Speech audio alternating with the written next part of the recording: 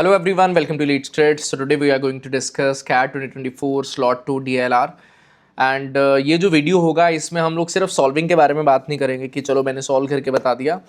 आप कैसे सॉल्व कर सकते हो एग्जाम सिनेरियो में, हम उसके बारे में भी बात करेंगे सो दैट आपका अप्रोच डेवलप हो पाए। मैं सिर्फ सॉल्विंग ना करूँ, जो जो इंपॉर्टेंट पॉइंट्स हैं जो आपके दिमाग में आने चाहिए वाइल सॉल्विंग, चाहे मैं क्वेश्चन लैंग्वेज का बात करूँ, चाहे मैं ऑप्शंस का बात करूँ, चाहे मैं सेट्स पिकिंग का बात करूँ, हर एक चीज़ के बारे में बात करेंगे एंड वी विल ट्राई कि आपको सिखाया जा सके कि एक्चुअल पेपर में सोचा कैसे जाता है। ये वीडियो को ध्यान से देखना एंड आई विल रिकमेंड कि आप अगर इन पजल्स को सॉल्व नहीं किए हो तो पहले वीडियो को पॉज करिए, सॉल्विंग करिए, उसके बाद मेरी वीडियोस को रेफर करना सो दैट आपके लिए सीखने को बहुत कुछ बन जाए इस वीडियो के थ्रू। ठीक है, चलिए जी, आज का हम लोग डिस्कशन जो है वो स्टार्ट करते हैं हमारा कैट 2024 स्लॉट 2 के पेपर का। So here is the first puzzle. Question language read करिए, पॉज करके सॉल्विंग करिए एंड देन उसके बाद में वीडियो को रेफर करिए। Question says that 8 gymnastic players numbered 1 through 8 underwent a training camp where they were coached by 3 coaches X, Y and Z. Each coach trained at least 2 players. Her coach के पास कम से कम 2 players होंगे। ये बड़ा crucial information है और बड़े सारे लोग इसको जनरली मिस कर देते हैं। Similarly, it says that Y trained only even numbered players while Z trained only odd numbered players. After the camp, the coaches evaluated the players and gave integer rating to the respective players trained by them on a scale of 1 to 7. 8 players हैं, rating दिया जाएगा 1 to 7, with 1 being the lowest rating and 7 being the highest rating. Okay. The following additional information is known. कुछ points available हैं. Then we have question का statement. Question 1 MCQ based है, जिसमें multiple scenarios बन सकते हैं। 2, 3 and 4 हमारे पास में टीटा क्वेश्चन हैं, डायरेक्ट आंसर आएगा कुछ ना कुछ। 5th question says that who all were the players trained by Zena. तो आप देखोगे यार player 1 and 4, player 1 and 4, player 1 and 4, player 1 and 4 अगर सारी ही ऑप्शंस में हैं तो इवन इफ आपने अभी तक ये कुछ भी नहीं पढ़ा है, still you will be able to say that team X को बिलोंग करेंगे ही प्लेयर 1 एंड प्लेयर 4। करना पड़ेगा, उनके पास कोई और ऑप्शन नहीं है। ये होता है क्वेश्चंस का लैंग्वेज यूज करना। ऑल्दो आप जब ये डेटा पढ़ोगे तो आपको बड़ा जल्दी समझ में आ जाएगा, बट अगर कुछ ऐसा पीस ऑफ इन्फॉर्मेशन आप क्वेश्चन से निकाल सकते हो तो वो आपका कॉन्फिडेंस गेन करने में बहुत बड़ा हेल्पफुल फैक्टर रहता है। तो ये चीज़ों को सोचना स्टार्ट करिए, हमें आगे चलकर ये चीज़ें अडेप्ट करनी है सो दैट पेपर में हम एक्चुअल में जल्दी जल्दी कुछ ना कुछ सॉल्व करके आगे ज़रूर बढ़ पाएँ। ठीक है, चलिए जी, देन हम लोग सॉल्विंग स्टार्ट करते हैं। हमारे पास में 3 टीम्स थी, 1 was X, second 1 was Y and third 1 was Z. ठीक है, अब किस टीम में कौन से प्लेयर हैं भैया हमें अभी तक तो आइडिया है नहीं, वो थोड़ी देर बाद का डेटा है। हमने अभी एज ऑफ नाउ टेबल सा बना लिया कि भैया ये मेरा टेबल है। ठीक है, now it says that X train more players than Y. X के पास में number of player should be more than that of Y. ठीक है, अंडरस्टूड डेटा, को बड़ी बात तो है नहीं। कह रहा है अच्छा एक बात और ऊपर मुझे ये पता था कम से कम 2 प्लेयर्स आने हैं in each and every place for each and every team. Also it was given that जो वाई था trained only even number of players. Y जो है वो only even number of player को करेगा ट्रेन। जेड जो है वो only odd number of players को करेगा। एक्स में ऑड एंड वाई दोनों होंगे या हो सकते हैं आफ्टर द कैम्प। ठीक है, रेटिंग मिलेगा 1 से लेकर 7 तक। ओके, कह रहा player 1 and 4 trend bye the same coach while the coaches who trend player 2, 3, 5 were all different. अब ध्यान से देखिए, अगर 1 and 4 को सेम कोचेस से होना है, वैसे तो मैं ये क्वेश्चन का लैंग्वेज यूज़ कर सकता हूँ, बट स्टिल अगर लॉजिक लगाया जाए तो भैया यहाँ पर इवन है, यहाँ पर ऑड है। 1 and 4 में एक इवन है एक ऑड है, तो मुझे ऑटोमेटिकली पता चल जाता है कि भैया वो एक्स जो होगा उसी के अंदर बिलोंग करने वाले होंगे। प्लेयर 1 एंड प्लेयर 4 इनको टीम एक्स का पार्ट होना पड़ेगा, वो do not have any other option available. Similarly player 2, 3 and 5, 2, 3 and 5 were all different, मतलब कोई एक एक्स में होगा, कोई वाई में होगा, कोई जेड में होगा। एंड 2, 3, 5 में ओनली एक ही प्लेयर है जो इवन नंबर्ड प्लेयर है, प्लेयर 2। तो अगर इवन नंबर प्लेयर में कोई आना है तो वो प्लेयर 2 ही आना पड़ेगा। We can not place player 3 और प्लेयर 5 ओवर हियर, हम कर ही नहीं सकते, ऐसा नहीं हो सकता। तो automatically I will be able to say that player 2 को यहीं पे होना पड़ेगा। Now if we talk about player 3 and 5, तो मुझे ये पता है प्लेयर 3 और 5 में कोई एक एक्स में होगा, कोई दूसरा जेड में होना चाहिए। प्लेयर 3 और प्लेयर 5 में से कोई एक यहाँ पर होगा और प्लेयर 3 और प्लेयर 5 में से कोई दूसरा यहाँ पर आ जाएगा। अंडरस्टूड है, कोई बड़ी बात नहीं। एज ऑफ नाउ हमने कुछ भी हैवी लेवल का नहीं करा है। 1 and 2 points were very pretty straight forward, कोई प्रॉब्लम वाली बात नहीं है। कह रहा player 5 and 7 were trend bye the same coach and got the same rating. दोनों को सेम रेटिंग मिलना है। अब रेटिंग का क्या गेम चल रहा है वो समझना पड़ेगा। कह रहा all other players got a unique rating. क्या 8 लोग हैं, 7 रेटिंग्स मिलनी है, जिसमें 2 लोगों को इक्वल रेटिंग मिल रहा है और बाकी सबको डिस्टिंक्ट मिलेगा। तो मैं ये बोल पाऊंगा यार 1, 2, 3, 4, 5, 6 and 7 रेटिंग्स हैं, दो लोगों को सेम रेटिंग मिलेगा, मान लो ये 2 रेटिंग है, दो लोगों को सेम मिला, दो लोगों को ए मिल गया, ठीक है, या दो लोग हैं लेट इट बी, उनका नाम प्लेयर ए है या दूसरा प्लेयर बी है, उनको 2 रेटिंग मिल गया। अब 6 प्लेयर बचे और 6 रेटिंग्स बचा, किसी को 1 रेटिंग मिलेगा, किसी को 3, किसी को 4, 5, 6, 7 ऐसा बटने वाला है, ठीक है। और आगे बढ़ते हैं, कह रहा है player 5 and 7 were trained by the same coach. अब इसको सेम में आना है, अब प्लेयर 5 यहाँ पर आया तो प्लेयर 7 यहाँ पर आना चाहिए ऑब्वियसली। सिमिलरली अगर प्लेयर 5 यहाँ पर आया तो प्लेयर 7 यहाँ पर आना चाहिए। अगर थोड़ा सा लॉजिक लगाएं, मेरे पास में प्लेयर जेड टीम जेड के लिए ओनली एग्जिस्ट करती हैं ऑड वैल्यूज, जेड के लिए only odd. Player 1 already placed over here, player 3 और 5 में से कोई एक यहाँ पर आना है, प्लेयर 3 और 5 में से कोई दूसरा यहाँ पर आना है। 1 से लेकर 8 तक 1, 3, 5 and 7 are the only odd values available for me. 4 ही ऑड वैल्यूज हैं, जिसमें एक यहाँ पर हो चुका है, दूसरा यहाँ पर आना है, तो automatically means that if player 7 is left तो उसको यहीं पे होना पड़ेगा, and if player 7 is left तो automatically I will be able to say that player 5 and 7 were trained by the same coach. तो प्लेयर 3 को अब यहाँ पर होना पड़ेगा, player 3 should be present over here, player 5 should be present over here and player 3 should be present over here. Straight forward है, कोई dangerous level का वर्किंग नहीं है, नॉर्मल सा पॉइंट है, ठीक है।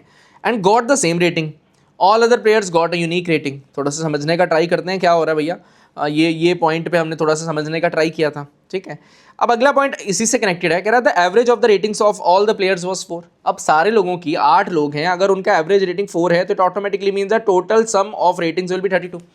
मुझे ये पता है 1 से लेकर 7 तक डिफरेंट रेटिंग्स अवेलेबल हैं, 1 + 2 + 3 + 4 + 5 + 6 + 7 अगर मैं करूंगा n + 1/2 फर्स्ट n टर्म्स का सम, that will be 7 into 8 divided by 2, total value will come out to be equal to 28, right?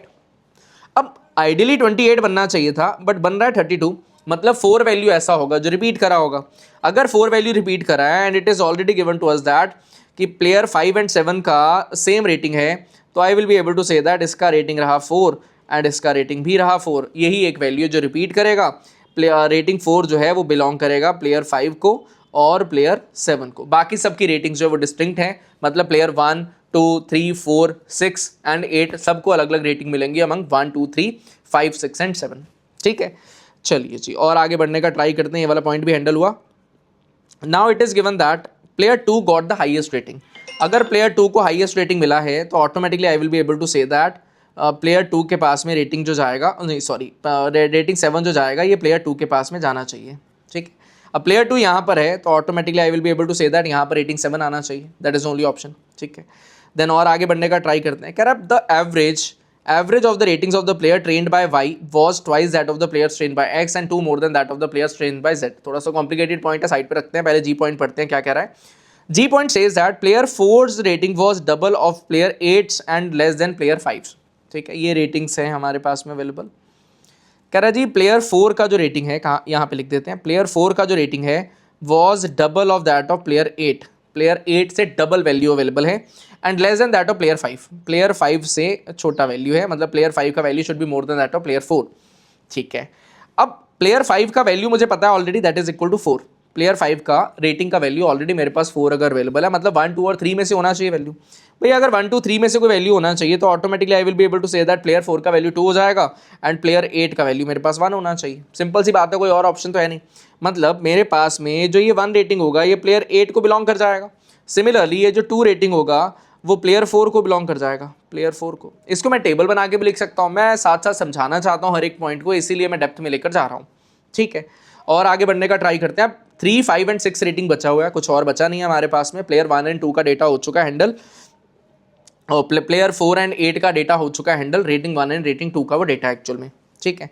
Now we also know that player 8 कहाँ पर आएगा, प्लेयर 4 कहाँ पर आएगा, we are not so sure about it. 5 and 7 का पता था, player 2 का हमें पता था, हमने वो फिगर आउट कर लिया। प्लेयर 1, 4, 3, प्लेयर 2, 5 एंड 7 बचा है।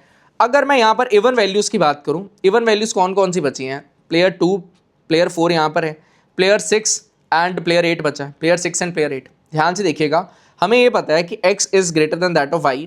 अगर यहाँ पर 3 लोग आते हैं, यहाँ पर भी 3 लोग आ जाते हैं, यहाँ पर 2 लोग ही है, तो 3 + 2 3 + 3 + 2 8 वैल्यू बनता है, but x should be greater than that of y। तो automatically I will be able to say that यहाँ पर एक और प्लेयर आना पड़ेगा एंड यहाँ पर फिर 4 और यहाँ पर एक और प्लेयर आना होगा 2 एंड फिर यहाँ पर z में 2 प्लेयर्स आ रहे हैं, तो total value will come out to be equal to 4 over here, 2 over here and 2 over here, 8 value पूरा हो जाएगा।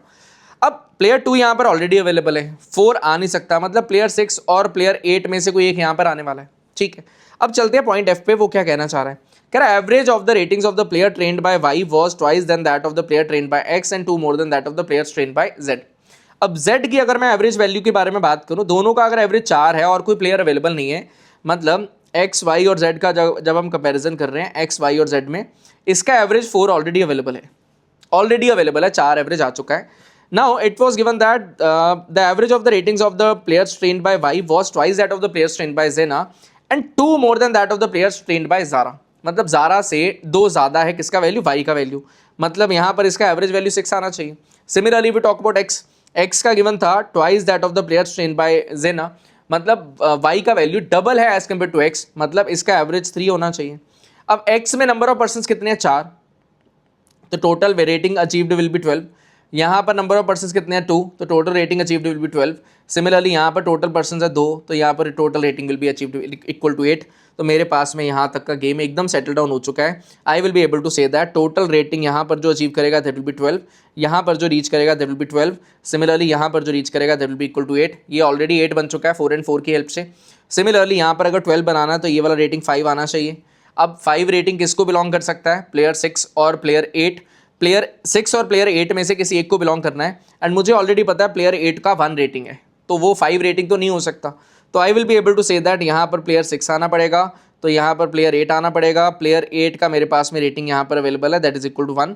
And we are left with कौन कौन से प्लेयर बचे हैं। प्लेयर 6 का रेटिंग मुझे मिल चुका है 5 रेटिंग प्लेयर 6 का है, and apart from that 3 and 6 rating ही बचा है। And we already know that player 4 का रेटिंग है यहाँ पर 2, ये लिखा हुआ है यहाँ पर, ये आप चेक कर सकते हो। देन उसके अलावा हमारे पास में प्लेयर 1 and 3 बच रहे हैं। 3 और 6 में से कोई भी वैल्यू हो सकता है, यहाँ पर 3 और 6 में से कोई एक वैल्यू यहाँ पर आएगा, 3 और 6 में से कोई दूसरा वैल्यू यहाँ पर आएगा। We are not so sure about it, वो जो होना होगा वो हो जाएगा, कोई बड़ी बात है नहीं। अब क्वेश्चंस की लैंग्वेज पे चलते हैं। What best can be concluded about the number of players coached by Zara. ये आंसर आप बहुत पहले दे चुके थे कि दैट विल बी एग्जैक्टली 2, तो ये हमारा आंसर बन जाता है option A. What was the rating of player 7। Player 7 का रेटिंग आप बहुत पहले दे चुके थे, तो आपका ये आंसर बहुत पहले आ जाता, that will be equal to 4। What was the rating of the player 6। Player 6 का रेटिंग अभी जस्ट कैलकुलेट हुआ फाइनल स्टेजेस में आकर, तो हमारा आंसर यहाँ पर बन जाता है 5। For how many players the ratings can be unique determined with certainty. 8 में से 2 लोग ऐसे हैं जिनका नहीं फिगर आउट हो पा रहा, बाकी के 6 लोगों का डिटर्मिन हो पा रहा है, तो ये हमारा आंसर बन जाएगा। Who all were the players trained by Jena, तो that will be 1, 4, 3 and 8। 1, 4, 3 and 8, तो हमारा आंसर बन जाता है option 3। I hope so this puzzle is absolutely clear to you, कोई भी प्रॉब्लम आपको इसके अंदर नहीं है, ठीक है। हम लोग नेक्स्ट पजल पे मूव करते हैं। The question statement here says that the above is the schematic diagram of walkways indicated by all the straight lines, ठीक है, all the straight lines हैं and lakes, 3 of them each in the shape of rectangles shaded in the diagram of a gated area, ठीक है। समझ में आता है diagram, आप देख रहे हो, आप आराम से समझ पाओगे क्या कहना चाह रहा है। कह रहा different points on the walkway are indicated by letters A through P with distances being OP is equal to 150। OP मैं इसको नोट डाउन कर लेता हूँ, विजुलाइज करना बड़ा नॉर्मल सा हो जाएगा फिर। OP का वैल्यू हमारे पास में 150 ओवर हियर। देन अपने पास में ON is equal to MN that is equal to 300, यहाँ पर 300 वैल्यू है। Then ML is equal to 400, यहाँ पे 400 वैल्यू है। देन अपने पास में EL is equal to 200 value है। देन अपने पास में DE is equal to 400 value है। तो मेरे पास में सारा गेम हो चुका है रेक्टेंगल का, अब मैं सारे पॉइंट्स को फिगर आउट कर सकता हूँ, कोई प्रॉब्लम नहीं है। कह रहा है the only entry and exit point is at C से ही एंट्री और सी से ही एग्जिट होना है एक बार अंदर अगर आना है किसी को। There are many residences within the gate area, all of them are located on the path AH and ML with 4 of them being at AH, M and L। समझ में आता है, एक A पे H पे है, एक M पे है और एक L पे है, ठीक है। कह रहा the post office is located eight P and the bank is located eight B, तो यहाँ पर पोस्ट ऑफिस है, यहाँ पर बैंक है। अब कह रहा है यार वन रेजिडेंट जो L पे रहता है, whose house is located at L, needs to visit the post office as well as bank. Post office भी जाना है, बैंक पे जाना है, B पॉइंट पे भी जाना है और P पॉइंट पे भी जाना है। What is the minimum distance he has to walk starting from his residence and returning to the residence after visiting the post office and the bank? तो कुछ इस तरीके का गेम चलने वाला है कि भैया उसको यहाँ से चलकर यहाँ तक जाना है, इस पॉइंट तक उसको रीच करना है, फिर यहाँ से यहाँ पर भी उसको जाना है, इस पॉइंट पर उसको रीच करना है, फिर उसको यहाँ से यहाँ पर जाना है, इस पॉइंट पर उसको रीच करना है। ये पाथ उसको चाहिए, बट पाथ बना नहीं हुआ, मैं डायरेक्टली ऐसे ट्रैवल नहीं कर सकता, वो पाथ अवेलेबल नहीं है। तो मैं क्या करूँ, जो पाथ अवेलेबल है मैं उसी पे चल सकता हूँ, ऐसा तो है नहीं हवा में भैया उड़ के जा रहा हूँ, वैसा तो नहीं कर सकते हो आप ऑब्वियसली। तो अगर मैं L to P जाना चाहता हूँ और कीवर्ड है मिनिमम, अगर मुझे मिनिमम डिस्टेंस के थ्रू जाना है तो ऑटोमेटिकली मैं कुछ ऐसा रास्ता ढूंढूंगा जिसमें मुझे कम से कम चलना पड़े। कम से कम चलने का मतलब ये है जब भी डायगोनल पॉसिबल होगा मैं डायगोनल नहीं जाऊंगा, तिरछा जाऊंगा, सो दैट कम से कम डिस्टेंस ट्रेवल हो। लॉजिकल सा बात है। अब अगर मैं L to P जाना चाहता हूं तो ये एक सबसे बेस्ट डिस्टेंस कवर करने का तरीका समझ में आ रहा है जिसमें मिनिमम डिस्टेंस ट्रेवल होगा। ठीक है, अब अगर मिनिमम डिस्टेंस है तो मैं K to L जा रहा हूँ, K to L जा रहा हूँ, that will be equal to 300। मैं K to O जा रहा हूँ, K to O का वैल्यू कितना होगा, ये वाला वैल्यू 400 है, 400 300 पाइथागोरियन ट्रिपलेट बन जाएगा, यहाँ पर 500 वैल्यू आएगा। ठीक है, देन अपन लोग गए O to P, हमारे पास 150 वैल्यू आएगा। देन P से मुझे बैंक पे जाना है तो अगेन क्या रास्ता फॉलो करें, यहाँ से यहाँ चले जाएँ, यहाँ से यहाँ चले जाएँ, यहाँ से यहाँ चले जाएँ, बेस्ट तरीका तो यही है। ठीक है, तो हमने क्या किया, यहाँ से P to I गए, उसका डिस्टेंस है 400, अगर ये वाला डिस्टेंस 400 था तो ऑब्वियसली ये भी 400 होगा। देन I to G जाना है। अब I to G जाने का तरीका क्या होगा, यहाँ पर वैल्यू अपने पास में 200, मतलब ये वाला वैल्यू 200 होगा, IG का वैल्यू अपने पास 150 है तो 200 का हो जाएगा, 400 वाला सिनेरियो 150 का हो जाएगा, 225 वाला सिनेरियो 625 वाला सिनेरियो बनेगा, मतलब 250 वैल्यू यहाँ पर आना चाहिए, 250 डिस्टेंस आया। Then G to B again 400 आएगा। देन B to C जाना है तो that will be equal to 300। Then C to F आना है, that will be equal to 400। Then F to K जाना है, that will be equal to 200। And then उसके बाद में K to L जाना है, that will be equal to 300। मैं K से स्टार्ट किया और K पे मैं पहुंच गया तो total value will be equal to 800, 950, 1350 और 1600, 2000, 2300, 2700 और 2900, 3200। तो मेरा ए ऑप्शन जो है वो आंसर बन जाएगा। अब कैट ने एक मिस्टेक करा था, दो ऑप्शन सेम बना दी थी, 3000, 3000। लकीली वो आंसर नहीं था, अदरवाइज ग्रेस मार्क मिलते हैं, जो भी सिनेरियो बनता वो बनता, बट आंसर ही 3200 बन गया तो कोई प्रॉब्लम आया ही नहीं ऐसा कि कुछ भी वहाँ पर हलचल पैदा करना पड़े। ठीक है, अभी हो गया, क्वेश्चन सॉल्विंग हो गया हमारे पास। अब ये वैल्यूज़ को नोट डाउन लिखा रहने देते हैं, आगे बढ़ते हैं और सॉल्विंग करने का ट्राई करते हैं कि बाकी क्वेश्चंस क्या कह रहे हैं। इसको इरेज कर दिया। Second question says that one person enters the gated area and decides to walk as much as possible before leaving the area without walking along any path more than once and always walking next to one of the lakes. Lakes के आसपास चलना है, ठीक है, lakes के आसपास वो चलेगा। Note that he may cross a point multiple times. How much distance will he walk within the gated area? दोबारा से पढ़िए। One person enters the gated area यहाँ से एंटर करेगा वो, decides to walk as much as possible before leaving the area without walking along any path more than once, किसी भी path में एक बार से ज़्यादा नहीं जाएगा। and always walking next to one of the lakes के आसपास ही ट्रैवल करेगा, वो यहीं पर कहीं पर ट्रैवल करने वाला है, कहीं पर भी और जो है वो ट्रैवल नहीं कर सकता। ठीक है, यहीं पे ट्रैवल वो करने वाला है। अब वो क्या कह रहा है कि भैया मुझे चाहिए how much distance will he walk within the gated area, और वो कह रहा है walk as much as possible. तो मैं अगर यहाँ से वॉकिंग करना स्टार्ट कर रहा हूँ और मुझे किसी भी पाथ पे दोबारा नहीं जाना, तो बेस्ट केस सिनेरियो क्या है, कुछ ऐसा चलूँ।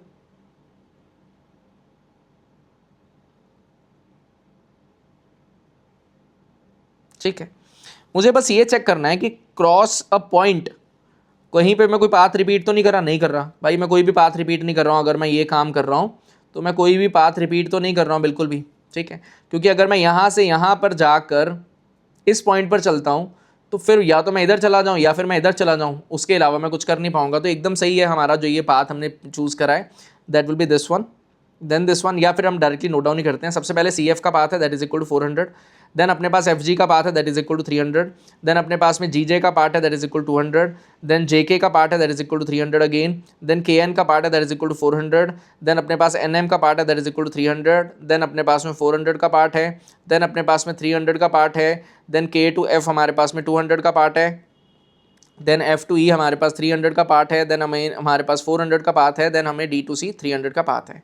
ये मेरे पास टोटल वैल्यू आएगा 4 और 3 7 और 9, 9 3 12, 4 16 और 19 23 26 और 28 और 31 35 3800, तो 3800 हमारा आंसर बन जाएगा। बड़ा नॉर्मल क्वेश्चन है, अगर देखकर डर ना जाओ तो आप इस क्वेश्चन को डेफिनेटली कर पाओगे। उस तरीके का क्वेश्चन है, परेशानियां देने वाला कहीं से भी कोई एंगल है ही नहीं कि आप तंग कर दे आपको और आप सॉल्व ना कर पाओ। थोड़ा सा लॉजिकल हो गया, थोड़ा सा सोचना कई बार लोगों के लिए डिफिकल्ट हो जाता है ऐसे, अदरवाइज डिफिकल्ट तो नहीं है। कह रहा वन रेजिडेंट टेक्स थोड़ा सा लॉजिकल हो गया, थोड़ा सा सोचना कई बार लोगों के लिए डिफिकल्ट हो जाता है ऐसे, अदरवाइज डिफिकल्ट तो नहीं है। कह रहा one resident takes a walk within the gated area starting from A कोई रेजिडेंट है, वो कह रहा है यार ए से मैं वॉक स्टार्ट करता हूँ, returning to A without going through any point other than A more than once, किसी भी पॉइंट पे ए के अलावा वो दोबारा नहीं जाने वाला। अगर वो दोबारा नहीं जाने वाला and it is given that maximum distance she can walk this way, इस तरीके से मैक्सिमम डिस्टेंस कितना ट्रैवल किया जा सकता है, हमें ये चेक करना है। तो ध्यान से देखते हैं भैया ऐसा कैसे होगा। ठीक है, तो हमारे पास कुछ ऐसा ये तरीका चल रहा है, ये ट्रेंड लाइन हमारा फॉलो हो रहा है। अगर ये ट्रेंड लाइन फॉलो हो रहा है तो आपको क्या देखना है कि भैया total value P to A का कितना है, that is equal to 400, 200 and 400, that is equal to 1000। यहाँ का वैल्यू है 1000। सिमिलरली डी एम का वैल्यू भी हमारे पास में 1000 है, उसका तो काम हुआ। देन हमारे पास A B and P O total value था 150 था, यस। तो टोटल वैल्यू आ गया यहाँ पर 300 दोनों का मिलाकर। देन अपने पास में ये वाला दोनों वैल्यू था 400 एंड 400, टोटल वैल्यू आ गया 800। और यहाँ पर भी हमारे पास में ये वाला वैल्यू और ये वाला वैल्यू आ गया टोटल 800। देन अपने पास ये वाला और ये वाला वैल्यू कितना आ जाएगा, that will be equal to 600। Then अपने पास ये वाला वैल्यू और ये वाला वैल्यू, दैट इज अगेन 600। तो ये मेरा वर्किंग हो चुका है, सारे के सारे पार्ट्स मैंने कवर कर लिए हैं इसमें। Now if we talk about the total value 2000, 10, 10, 20 और 23 और 31 और 39, 45, 651, तो 5100 मेरा आंसर जो है वो बन जाना चाहिए इस क्वेश्चन का। मैं फिर भी एक बारी के लिए ना डाउटफुल ना रह जाएं हम लोग, थोड़ा डाउट भी क्रिएट ना हो, तो मैं दूसरा केस भी एक बार बना के देखता हूँ कि उसमें क्या सिनेरियो बनता अगर बाई चांस हम वो रास्ता भी पकड़ते। मेरे अकॉर्डिंगली आंसर चेंज होना नहीं चाहिए, बट मे भी हमारा लॉजिक गलत हो। ध्यान से देखते हैं, अगर मैं इस रास्ते पे चलता,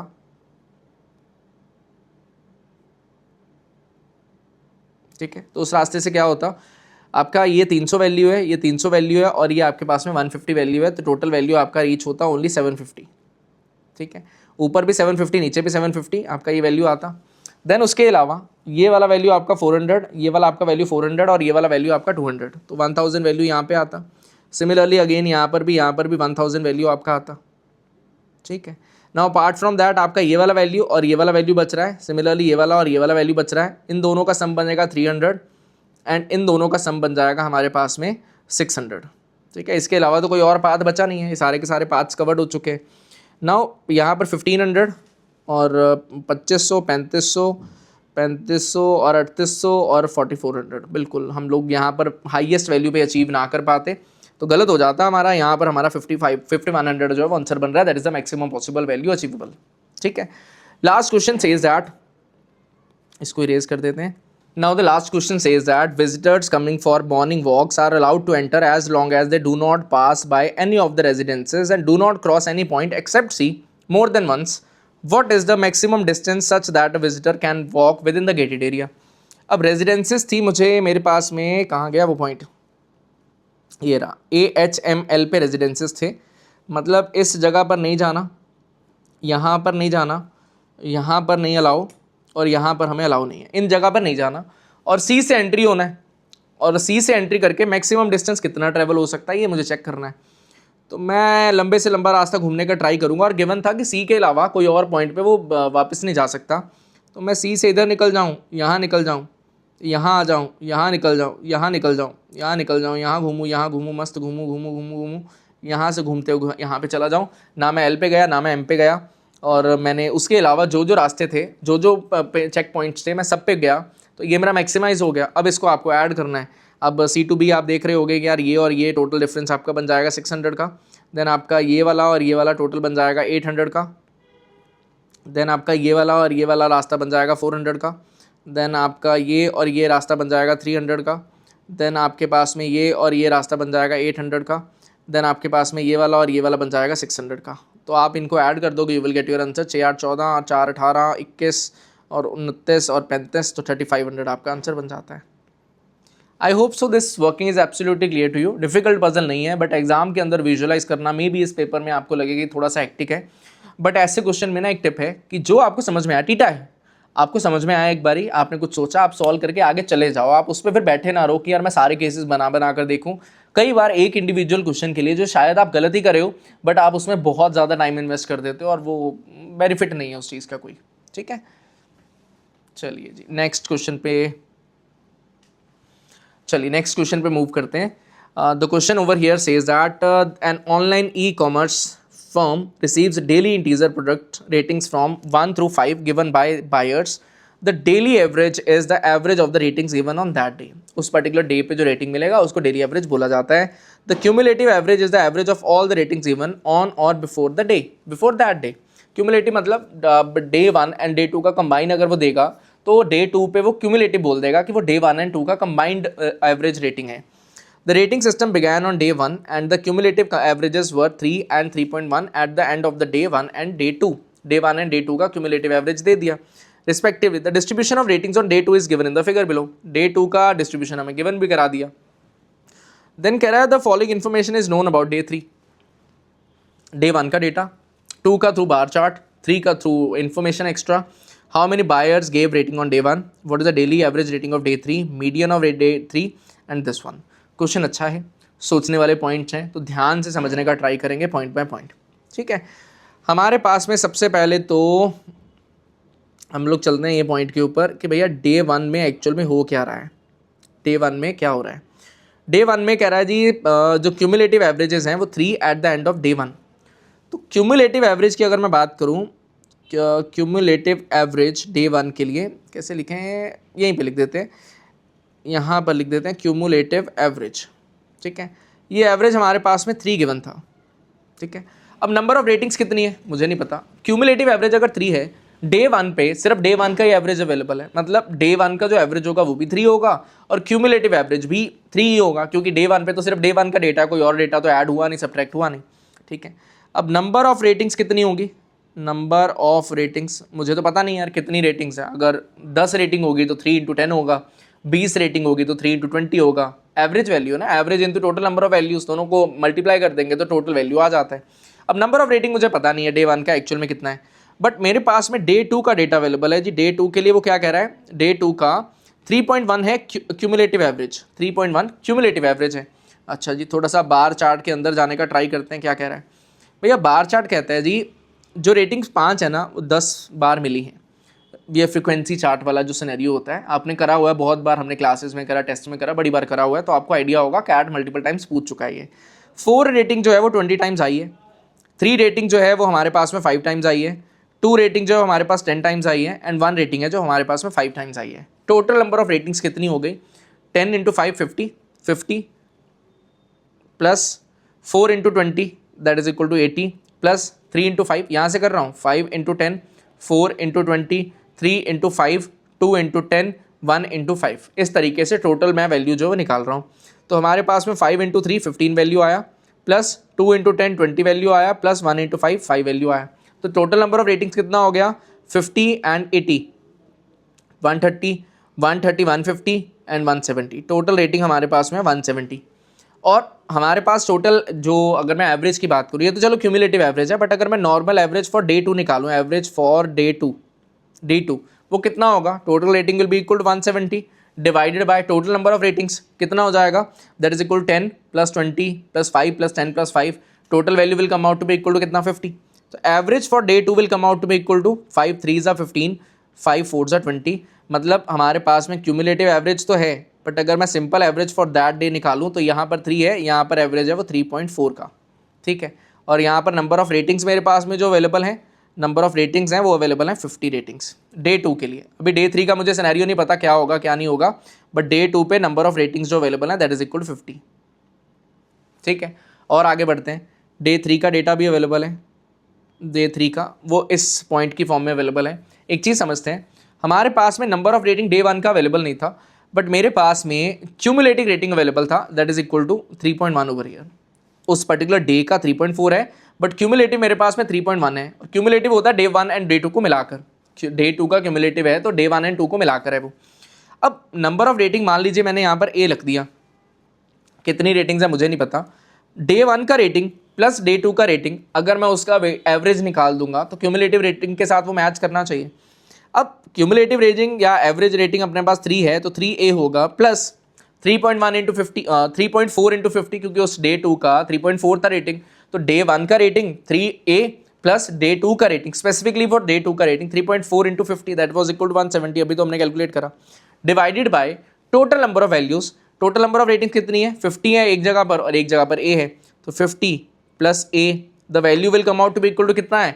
that value is equal to cumulative average कितना है? 3.1 है, अब 3.1 वैल्यू यहाँ पर आया, अगर मैं इसको सॉल्व कर दूँ 3a plus 150 will be equal to 155 plus 3.1a, और I will be able to say that 0.1a will be equal to, यहाँ पर 0.1a वैल्यू आया और यहाँ पर 170 था, 150 नहीं था, 170 वैल्यू था, total value will be equal to 15। तो अगर 0.1 is equal to 0.1a is equal to 50 आ रहा है, 15 आ रहा है, मतलब a will come out to be equal to 150। मतलब टोटल नंबर ऑफ रेटिंग्स जो होंगी that is equal to 150 on day 1। Day 1 पे 150 रेटिंग्स थी जिनका एवरेज वैल्यू 3 था, डे 2 पे 50 रेटिंग्स थी जिनका एवरेज वैल्यू 3.4 था। जब हमने क्यूमुलेट करा, दोनों को ऐड करा डे 1 एंड 2 को, तो कंबाइंड रेटिंग मेरे पास में नया आया that is equal to 3.1। I hope so this thing is clear to everyone. जिनका मैथ्स बिल्कुल वीक है, एवरेजेस का नहीं फंडा पता चलता, मैंने बहुत ज़्यादा ग्राउंड लेवल पे ये चीज़ बता दिया, तो आई होप सो आप रिलेट कर पा रहे होगे। Now we have data for day 3 and let's see day 3 का डेटा कैसे प्रोसीड होता है। डे 3 का डेटा कहता है 100 buyers were gave product rating on day 3। Day 3 पे टोटल नंबर ऑफ रेटिंग्स जो है that is given us to be equal to 100। Total number of ratings अपने पास में 100। कह रहा the modes of the product ratings were 4 and 5। Modes जो हैं वो 4 एंड 5 हैं। मोड्स का मतलब होता है फ्रिक्वेंसी, जो सबसे ज़्यादा टाइम्स आ रहा है वो मोड होता है। अगर दो वैल्यू सबसे ज़्यादा टाइम्स आ रही हैं और वो इक्वल भी हैं, मान लो दो वैल्यू 10-10 बार आई, बाकी वैल्यूज 2 बार आई, 3 बार आई और 5 बार आई, तो दो वैल्यू जो सबसे बड़ी बार आ रही है और इक्वल भी है 10-10 बार आ रही है, तो वो मेरे लिए मॉड हो जाता है। तो दो मॉड्स है और दोनों हाईएस्ट वैल्यूज होंगी। ठीक है, समझ में आ गया बात। देन कह रहा number of buyers giving each product rating are non zero multiples of 10। Non zero multiple मतलब कोई 10 होंगे, कोई 20, 30, 40, 50 एंड सो ऑन, जीरो नहीं हो सकता। देन कह रहा the same number of buyers gave product ratings of 1 and 2 and that number is half the number of buyers who gave a rating of 3। अब ध्यान से समझेंगे इस पॉइंट को, ये क्या कहना चाह रहा है। इस डेटा को रिमूव कर देते हैं, इसका तो कोई काम बच्चा नहीं है। ठीक है, इस पॉइंट को डिकोड करते हैं। हमारे पास में होगा rating 1, rating 2, rating 3, rating 4 and होगा रेटिंग 5। दो पॉइंट्स हैं, एक है हमारे पास में ये डी पॉइंट और एक है हमारे पास में बी पॉइंट। इन दोनों पॉइंट्स को साथ में लेकर चलना है, लॉजिक समझना है पहले। कह रहा जी 1 एंड 2 के नंबर ऑफ रेटिंग्स जो सेम है, total ratings R1, R2, R3, R4, R5 को मिलाकर दैट इज इक्वल टू 100। ये हमें ऑलरेडी 0.1 में गिवन था। अब इसकी ए रेटिंग्स हैं, ए नहीं 10A लिखते हैं क्योंकि 10 के मल्टीपल की फॉर्म की रेटिंग्स हैं। लेट इट बी ये 10A है और ये वाला वैल्यू भी 10A है। और कह रहा that number is half the number of buyers who gave a rating of 3। 3 से हाफ है, मतलब रेटिंग 3 कितने लोगों ने दिया होगा? 20 लोगों ने दिया होगा, 20A ने दिया होगा। ठीक है, अब रेटिंग 4 एंड 5 का बात बचता है। अब रेटिंग 4 एंड 5 मे भी इक्वल हो, मे भी अलग अलग हो, भैया हमें तो कुछ गिवन नहीं है उसका एज सच, बट हमें ये पता है कि भैया ये जो मोड्स है ना, ये वाला point, the modes of the product ratings were 4 and 5। अगर मोड्स गिवन है 4 एंड 5 है, मतलब 4 and 5 equal number of times आया होगा, सीधी बात है। अगर 4 and 5 equal number of times आया तो आप एक नया वेरिएबल इंट्रोड्यूस कर सकते हो 10 की मल्टीपल की फॉर्म का, 10 भी। अब ये 10 भी होगा, 20 भी होगा, 30 भी होगा, 40 भी होगा, हमें फर्क नहीं पड़ता एक्चुअल में। क्यों नहीं फर्क पड़ता? अगर मैं 10 भी लिख रहा हूं तो मैं I am simply saying that कि वो 10 का मल्टीपल है। अब मे बी बी का अपने आप में वैल्यू हो 2, मे बी बी का अपने आप में वैल्यू हो 3, मे बी बी का वैल्यू अपने आप में हो 4, हमें नहीं फर्क पड़ता। हमें ये पता है कि 10 का मल्टीपल है और हमने एक नया वेरिएबल इंट्रोड्यूस कर दिया 10b। अब आप ये देखोगे यार 10a 20a total value is equal to 40a plus 10b and 10b total value is 20b। इन सब का सम जो बन रहा है that is equal total number of ratings is equal to 100। अच्छा, इसको अगर 20 से डिवाइड कर दूं तो 2a plus b will be equal to 5। ये इक्वेशन मेरे पास में बन चुका है। भैया अगर मेरे पास में ये इक्वेशन बन गया, अब इसको तो बड़े इजीली हैंडल किया जा सकता है। कैसे भाई? a का वैल्यू मैं रख दूँ 2, b का वैल्यू आ जाएगा 1, a का वैल्यू मैं रख दूँ 1, b का वैल्यू आ जाएगा 3। And we already know that कोई भी वैल्यू जीरो नहीं है, non zero multiples of 10 given था, तो जीरो वैल्यू तो मैं ले नहीं सकता हूँ। अगर जीरो वैल्यू नहीं ले सकता हूँ तो these are the only 2 cases available for me. यही दोनों केसेस बचते हैं, इनके अलावा तो कोई और केस बचेगा नहीं। ठीक है, अब और थोड़ा डिकोड करने का ट्राई करते हैं। मान लो a का वैल्यू मैंने 2 ले लिया, मतलब 20 वैल्यू यहाँ पर आएगा, 20 वैल्यू यहाँ पर आएगा और 40 वैल्यू यहाँ पर आएगा और 10 वैल्यू यहाँ पर आएगा, 10 वैल्यू यहाँ पर आएगा। अब आप ध्यान से देखिए, रेटिंग 1 20 टाइम्स आया, रेटिंग 2 20 टाइम्स आया, रेटिंग 3 40 टाइम्स आया, रेटिंग 4 10 टाइम्स आया, रेटिंग 5 10 टाइम्स आया। और मुझे पता था मॉड्स 2 हैं 4 एंड 5, और यहाँ पर 4 एंड 5 की तो सबसे कम रेटिंग मिल रही है, मैक्सिमम फ्रीक्वेंसी तो आया नहीं, तो मॉड 4 एंड 5 की रेटिंग कैसे हो सकता है? Not possible. मतलब this case will be eliminated here itself. ये वाला केस तो पॉसिबल नहीं है जी, दिस इज एलिमिनेटेड। दूसरा केस A1 और B3 देखते हैं। अगर मैंने यहाँ पर 10 रखा, यहाँ पर 10 रखा, यहाँ पर 20 वैल्यू हुआ और यहाँ पर 30 वैल्यू हुआ, यहाँ पर 30 वैल्यू हुआ। अब आपने क्या देखा कि यार ये वाला वैल्यू 30 टाइम्स आ रहा है, ये वाला वैल्यू 30 टाइम्स आ रहा है, बाकी वैल्यू 20, 10 एंड 10 टाइम्स आ रही है, तो इट ऑटोमेटिकली मीन्स दैट मेरा मॉड जो होगा वो 30 आ रहा है और वो R4 एंड R5 के लिए इक्वल है और R4 एंड R5 का ही मॉड मुझे एग्जिस्ट कर रहा है। तो एकदम सही हो गया, हमारा जो ये सिनेरियो था वो एकदम बैठ चुका है। अब इसके बिहाफ पे हम लोग क्या बोल सकते हैं कि हमारे पास में जो रेटिंग 3 होगा वो 20 time, rating 2 10 times and so on values जो वो मेरे पास बन रहे हैं, और टोटल रेटिंग्स मेरे पास में 100 थी। ठीक है, टोटल रेटिंग्स मेरे पास में 100 अवेलेबल थी। इसको और आगे बढ़ाने का ट्राई करते हैं। क्वेश्चन 1 देखते हैं क्या कह रहा है। कह रहा है how many buyers gave ratings on day 1? 150। We have already figured it out earlier कि भैया 150 होगा। What is the daily average rating of day 3? Day 3 का डेली एवरेज रेटिंग मुझे देखना है। अब 100 टोटल नंबर ऑफ रेटिंग्स हैं और डेली का एवरेज कितना होगा ये हमें फिगर आउट करना है। केस हमारा ऑलरेडी बन रखा है यहाँ पर। तो भैया अगर मेरे पास में 1 रेटिंग वाले 10 हैं, मतलब 10 इंटू 1 10 वैल्यू आएगा, प्लस 2 रेटिंग वाले 10 हैं, 10 इंटू 2 20 वैल्यू आएगा, 3 रेटिंग्स वाले 20 हैं, 3 इंटू 20 60 वैल्यू आएगा, प्लस 4 रेटिंग वाले 30 हैं तो 4 इंटू 3 120 वैल्यू आएगा। सिमिलरली 5 रेटिंग वाले 30 है तो 150 वैल्यू आएगा, divided by total number of ratings that is equal to 100। तो 10 एंड 20 30 90 210 360 वैल्यू आया, डिवाइडेड बाय 100 तो 3.6 आपका उस पर्टिकुलर डे का रेटिंग आ जाएगा। And question was asking about what is the daily average rating of day 3, तो you will be able to answer it कि भैया 3.6 जो है हमारा डेली रेटिंग बन जाएगा। ठीक है, I hope so this is absolutely clear to you. कोई भी प्रॉब्लम नहीं है, नॉर्मल सा सिनेरियो है। अगर मैथमेटिक्स में बहुत ज़्यादा वीक नहीं हो तो, अगर मैथमेटिक्स में वीक हो तो ये चीज़ भी आपको बड़ा हैवी लग सकता है कि यार ये क्या ही हो रहा है, कैसे ही हो रहा है। ठीक है, then next question, what is the median of all the ratings given on day 3? भैया मीडियन अगर मैं बात करूँ, मीडियन मतलब होता है मिडल वैल्यू। अगर 2 वैल्यूज़ मिडल की हों तो उन दोनों का एवरेज लेना होता है। अब 100 वैल्यूज़ हैं, 1 2 3 4 5 6 7 8 9 10, ऐसा करते करते करते करते 100 वैल्यू आएगा। सबसे पहले 10 टाइम्स 1 वैल्यू आएगा, 1 1 1 1 1 10 टाइम्स आएगा। ठीक है, देन 2 आएगा 10 टाइम्स, 2 2 2 2 2 10 टाइम्स चाहिए मुझे। 50 एंड 51 टर्म देखनी है कौन सी होगी। अब देन 3 आएगा 20 टाइम्स, 3 3 3 3 3 20 टाइम्स आ गया। अभी तक टोटल कितनी कवर हो गई? 10 times 10 times and 20 times, 40 terms cover हुई हैं। उसके बाद 30 टर्म्स जो हैं वो 4 4 4 4 4 4 4 4 4 4 चलेगा 30 टाइम्स, मतलब मीडियन वैल्यू 4 ही होना चाहिए, तो मेरा आंसर बन जाएगा 4। मीडियन वैल्यू मतलब मिडल वैल्यू, अगर 2 मिडल वैल्यूज होती हैं उन दोनों का एवरेज ले लिया जाता है मीडियन निकालने के लिए, तो अपना 4 आंसर जो है यहाँ पर बन जाएगा। Now if we talk about the last question, last question में थोड़ा सा और हलचल पैदा करने का ट्राई किया गया। The question states that what is which of the following is true about the cumulative average rating of day 2 and day 3?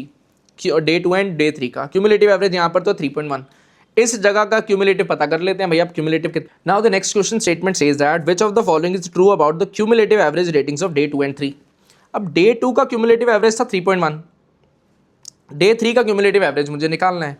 भैया अगर मुझे डे 3 का क्यूमुलेटिव एवरेज निकालना है तो मैं सिंपली क्या करूँगा, मेरे पास में डे 2 तक का क्यूमुलेटिव एवरेज अवेलेबल था 3.1 into total number of ratings, day 1 की 150 एंड डे 2 की 50, तो that will be equal to 200, value will come out to be equal to 620। Day 3 का वैल्यू कितना है 100 और 3.6 उसका एवरेज है, तो 360 वैल्यू यहाँ पर होगा add, divided by total value will come out to be equal to कितना हो जाएगा, that will be equal to 300। तो 980 डिवाइडेड बाय 300 वैल्यू आया और वैल्यू बन जाएगा 3 3 ज़ा 3 2 ज़ा 6 6 6 6, मतलब 3.266 वैल्यू आया। अब 3.1 से 3.26 तक जाने का कितना मूवमेंट हुआ है वो ये पूछ रहा है। तो भैया 3.10 से अगर 3.2666 में वैल्यू पहुंचा है मतलब 0.1666 का इंप्रूवमेंट हुआ है, इतना वैल्यू बढ़ा है। अब कैलकुलेटर तो आप यूज़ कर सकते हो, बट अगर मैं अपनी कैलकुलेशन टेक्निक्स के अकॉर्डिंगली बताऊं, अगर 3.1 का 10% इंक्रीमेंट होता तो वो वैल्यू बनता 0.310। ठीक है, अगर मैं इसका हाफ कर देता 5% कर देता तो वैल्यू हाफ हो जाता। क्लास में हमने करा हुआ है रेट ऑफ परसेंटेज चेंज के बारे में, हाफ इंप्रूवमेंट होता मतलब वैल्यू आ जाता 1 5 और 5.155, मतलब 5% से तो ज़्यादा का इंप्रूवमेंट है और 8% तक तो पहुंच नहीं पाएगा। 8% बहुत बड़ा वैल्यू हो जाएगा, मतलब 5 से 8 के बीच का वैल्यू है, तो अपना आंसर बन जाएगा D option. I hope so this is absolutely clear to you, कोई भी आपको यहाँ पर डाउट नहीं है। मूव करते हैं हम लोग नेक्स्ट पजल के ऊपर। चलिए नेक्स्ट क्वेश्चन स्टार्ट करते हैं। The question statement here says that the numbers 1 2 3 4 5 6 7 8 9 and 10 are placed in 10 slots of the following grid based on the conditions below. Numbers in any row appear in increasing order from left to right. Left to right increasing होगा. Numbers in any column appear in a decreasing order from top to bottom. Top to bottom decreasing होगा.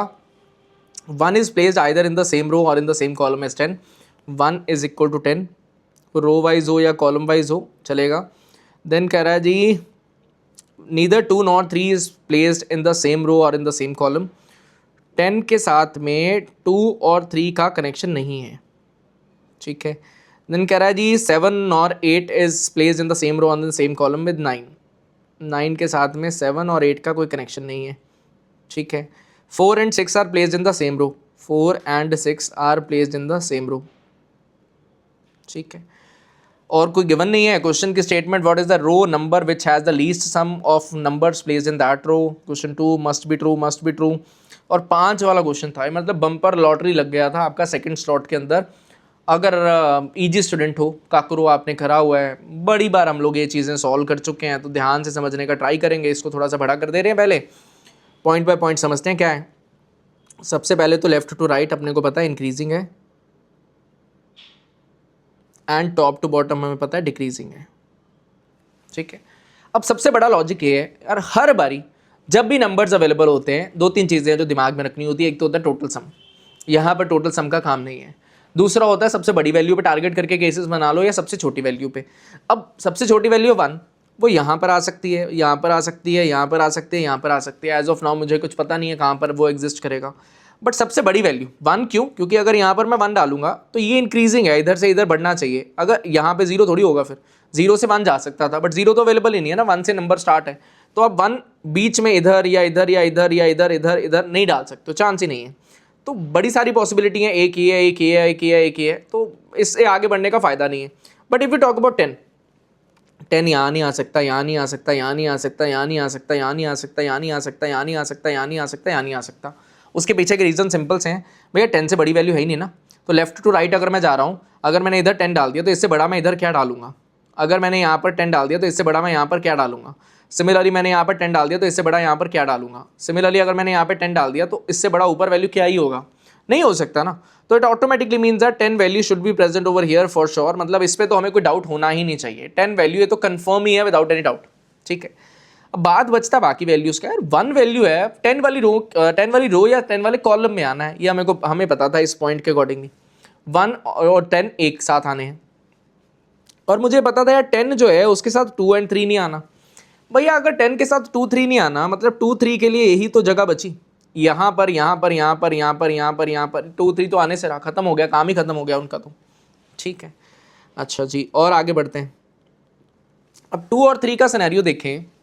मेरे पास में मुझे ये पता है कि मान लीजिए आपने सोचा यार 2 यहाँ पर आए, एग्जाम्पल दे रहा हूँ. मान लीजिए आपने सोचा 2 यहाँ पर आ जाए. ठीक है. यही 3 जगह अवेलेबल थी 2 के लिए. मान लो आपने सोचा यहाँ पर आ जाए, तो मुझे यहाँ पर 1 डालना पड़ेगा क्योंकि इंक्रीजिंग ऑर्डर है लेफ्ट टू राइट. बट मुझे पता है 10 वाली रो के अंदर या कॉलम के अंदर 1 आना है. So that will not be possible. ऐसा तो हो नहीं सकता कि ये हो जाए. ठीक है. अच्छा जी, एक चीज़ और बताएं. अगर 10 और 1 सेम रो या सेम कॉलम में आने हैं तो आई एम श्योर 1 इधर आएगा या फिर 1 इधर आएगा. इनके अलावा कोई और पॉसिबिलिटी नहीं है. क्यों? क्योंकि यहाँ से वैल्यू बढ़ते जाना है. अगर सेम रो में आना है तो 1 को इधर आना होगा, अगर सेम कॉलम में आना है तो 1 को यहाँ पर आना होगा. कोई और ऑप्शन अवेलेबल नहीं हो सकता. ठीक है. अब मान लीजिए आपने 2 यहाँ पर डाला तो 1 यहाँ पर डालना पड़ता, तो 2 यहाँ पर पॉसिबल नहीं है. ठीक है. मान लीजिए आपके मन में आया 3 इधर डाल देता हूँ, 2 इधर डाल देता हूँ, आ सकता है मन में. कोई ऐसा एज ऑफ नाउ तो कोई प्रॉब्लम नहीं है कि भैया मैं ये बोल दूं कि हाँ यहाँ पर कोई प्रॉब्लम है, यहाँ पर वैल्यू 2 से 3 हो गया. ठीक है.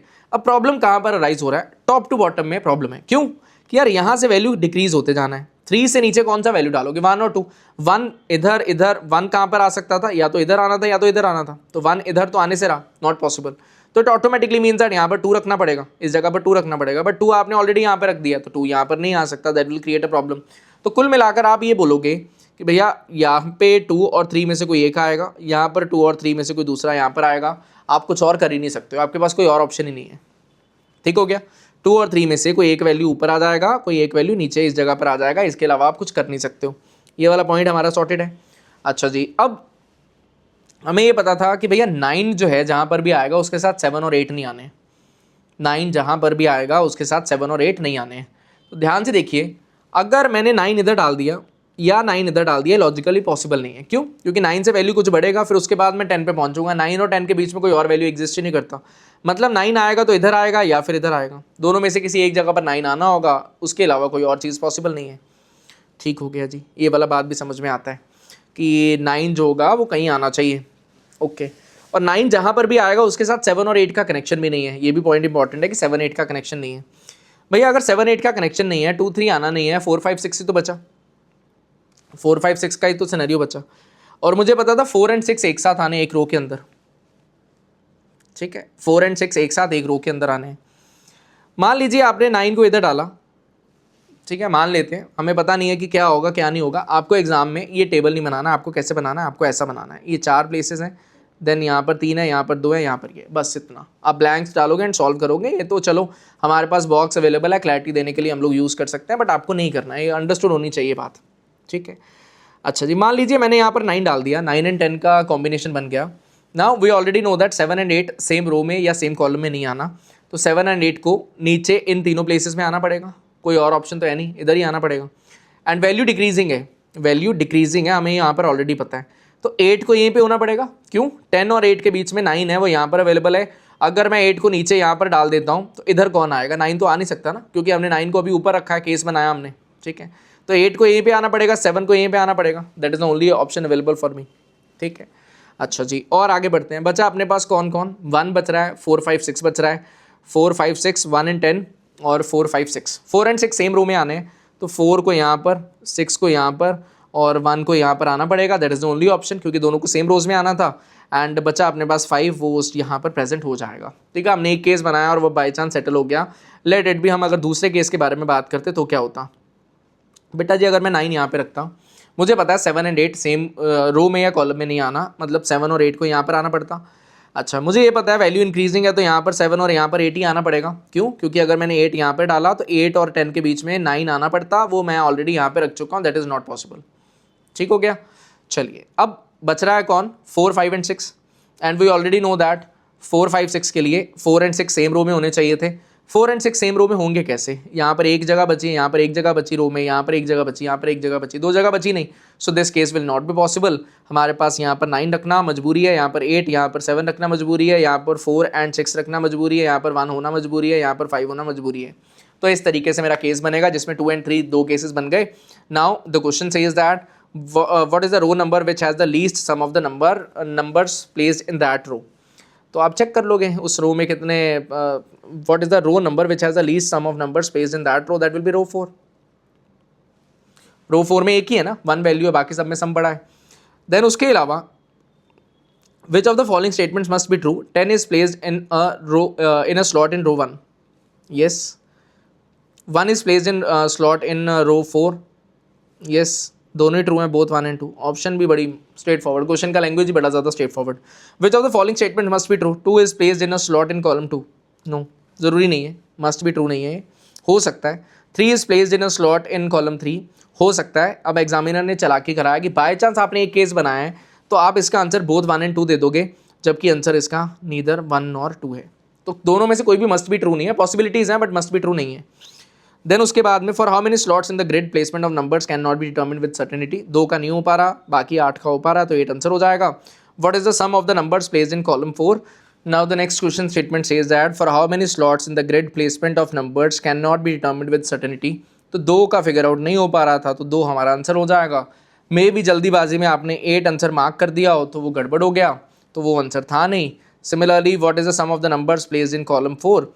तो 10 and 8 and 7 and 1 26, तो 26 हमारा यहाँ पर आंसर बन जाता, यहाँ पर 2 आंसर बन जाता। तो नॉर्मल क्वेश्चन था, बनाने लायक पजल था, 5 क्वेश्चंस में था, तो मज़े ही थे, आराम से बना सकते थे आप, ठीक है। चलिए नेक्स्ट पे मूव करते हैं। The next question statement says that the 2 plots given below the following information about 6 firms ABCDEF for 2019 and 2023। PAT the firm's profits, ES employee strength, that is the number of employees in the firm, and PRD the percentage of the firm's PAT that they spend on research and development। Then कुछ scenario available है, I hope सो आपने पढ़ ही लिया होगा। ये हमारे पास में chart available है, बबल चार्ट है। बबल चार्ट को रीड करना आना चाहिए, हमने क्लास में कर रखा था 2024 में जब आया था, तो उससे पहले कुछ दिनों पहले ही बबल चार्ट हमने कवर किया था, तो ईजिली फिगर आउट हो रहा था कि कैसे कैसे प्रोसीड करना है। अगर आप में से कोई ऐसा है जो बबल चार्ट नहीं पढ़ा है, तो ईजी स्टूडेंट्स के लिए आने वाले दिनों में मैं जो भी नेक्स्ट सेशन लूँ उसमें मैं बबल चार्ट के बारे में बात कर दूंगा, ठीक है। चलिए जी आगे बढ़ते हैं। वैसे तो मैं इसी में बता दूंगा, आपको अंडरस्टैंडिंग हो जाएगा कि बबल चार्ट्स को रीड कैसे किया जाता है। क्वेश्चन कहता है जी अज्यूम दैट, ये क्वेश्चन बाय क्वेश्चन चलेगा ऑब्वियसली क्योंकि कोई ऐसा डेटा नहीं है, और कभी भी गलती मत करना सारा का सारा डेटा नोट डाउन करने की, ये बिल्कुल भी इफेक्टिव अप्रोचेस नहीं है एग्जाम सिनेरियो के लिए। कह रहा assume that the annual rate of growth in PAT over the previous year, ARG annual rate of growth remained constant over the years for each of the 6 firms. Which among the firms A, B, C, D, E had the highest annual rate of growth? ये मुझे check करना है। सबसे पहला option है ई में annual rate of growth, ई में कितना है?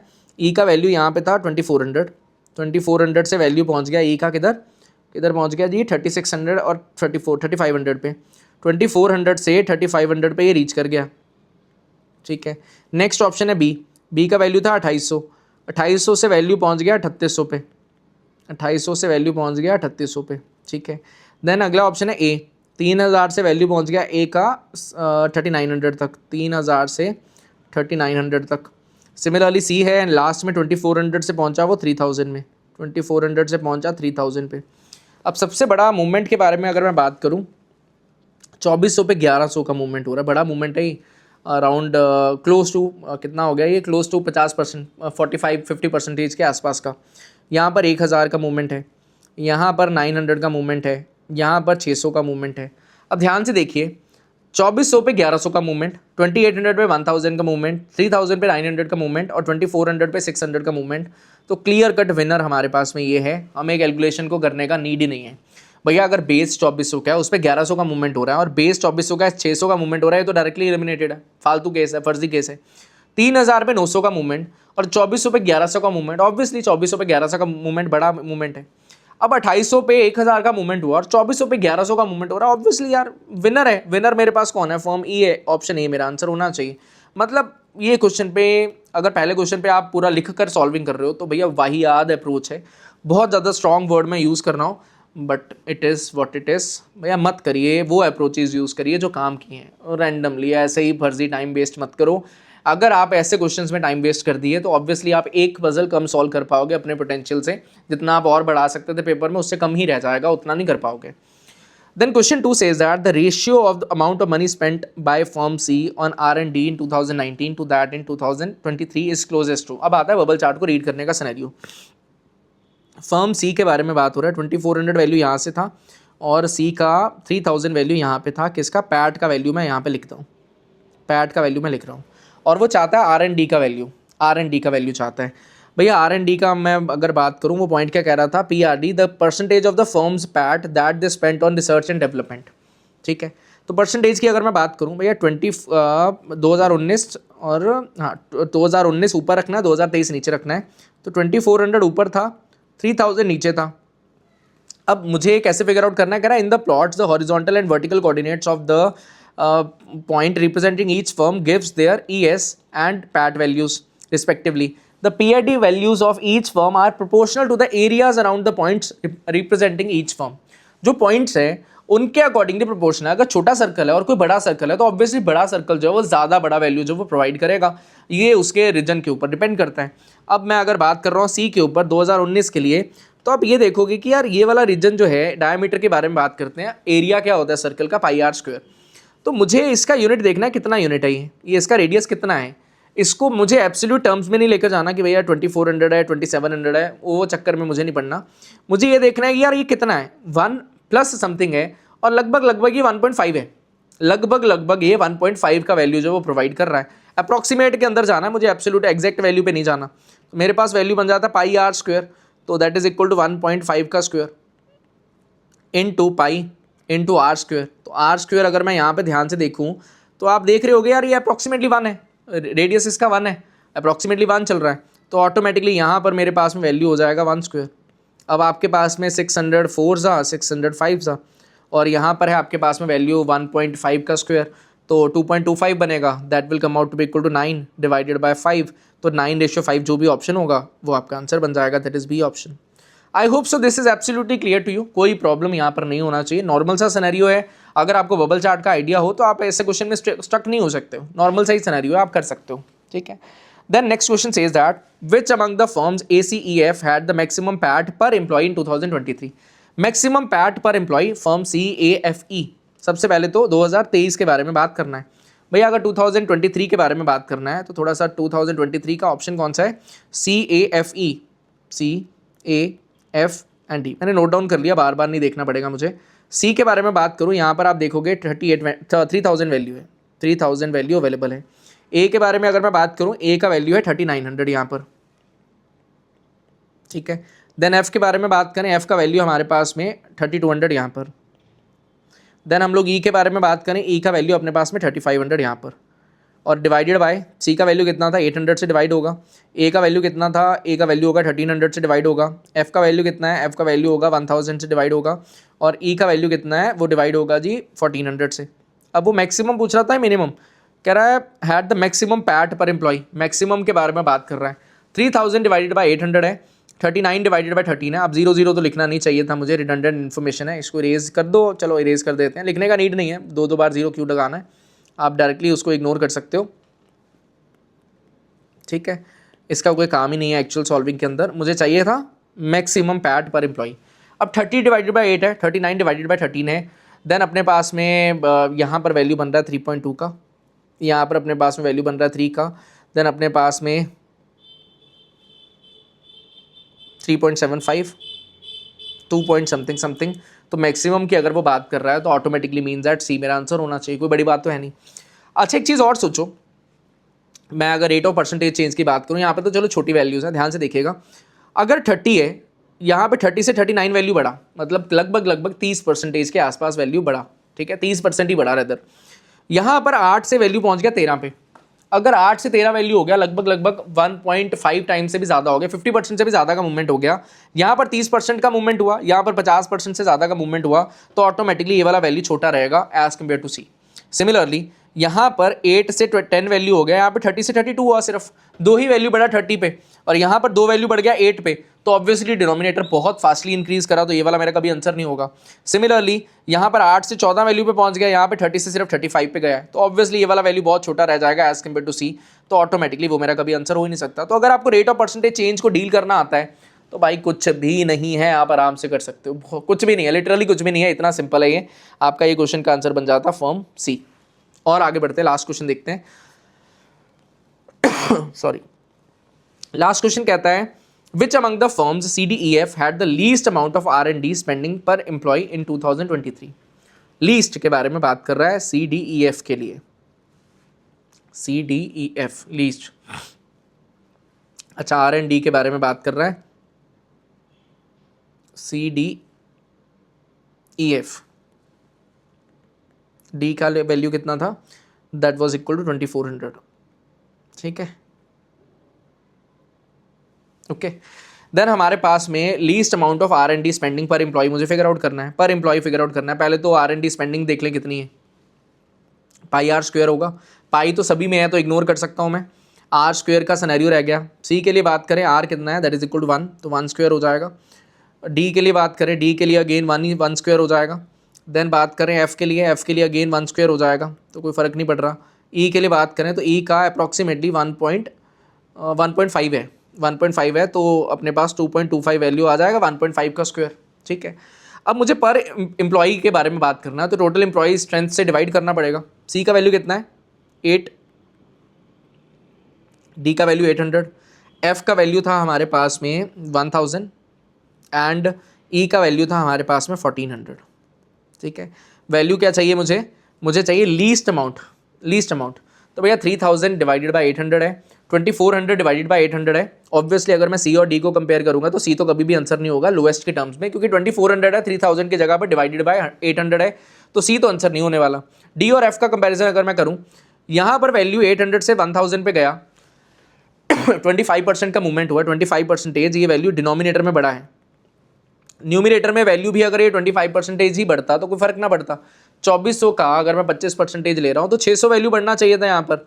अगर यहाँ पर एफ का वैल्यू होता 3000 इंटू 1 स्क्वायर डिवाइडेड बाय 1000, तो that will basically be equal to 2400 into 1 square divided by 800। वो सेम है, क्यों? क्योंकि यहाँ पर भी 25% बढ़ा, यहाँ पर भी 25% बढ़ा, फर्क नहीं पड़ता। बट यहाँ पर 25% से ज़्यादा बढ़ गया numerator.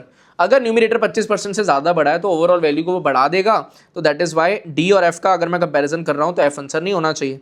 Similarly we talk about ई, ई में मेरा 800 से वैल्यू 1400 पे पहुँच रहा है और 2400 पे वैल्यू जो है वो 3500 पे पहुँच रहा है। भैया अगर 2400 से वैल्यू मेरा 3500 पे पहुँच रहा है तो लगभग 1100 का मूवमेंट, 1100 का मूवमेंट अगर मैं बात कर रहा हूँ वो बहुत बड़ा मूवमेंट है 1100 का। बट साथ ही साथ अगर मैं उधर बात कर रहा हूँ 800 से 1400 का, वो भी एक बड़ा मूवमेंट है। बट एक चीज़ यहाँ पर ध्यान रखने वाली और है कि भाई यहाँ पर 1 स्क्वायर था, यहाँ पर 2.25 है, तो इफेक्टिव वैल्यू 3500 नहीं रही है, ये 3500 इंटू 2.25 हो जाएगा, जो कि बहुत बड़ा वैल्यू हो जाएगा। तो अगर उसको मैं 1400 से डिवाइड भी कर लूँगा तब भी कुछ होने वाला है नहीं, ये वैल्यू बहुत बड़ा निकल जाएगा। तो मेरा आंसर यहाँ पर बनेगा D, that is equal to form D, option B मेरा आंसर बन जाएगा। I hope so each and every puzzle is clear to you. अच्छे पजल हैं, बहुत ज़्यादा डिफिकल्ट नहीं है, सॉल्विंग खुद से होना चाहिए। वीडियो को पॉज कर करके उम्मीद करता हूँ आपने सॉल्व किया होगा। अगर वीडियो अच्छा लगा होगा तो लाइक ज़रूर करिएगा। मिलते हैं किसी और वीडियो के साथ में, आज के लिए इतना ही। Thank you, bye bye.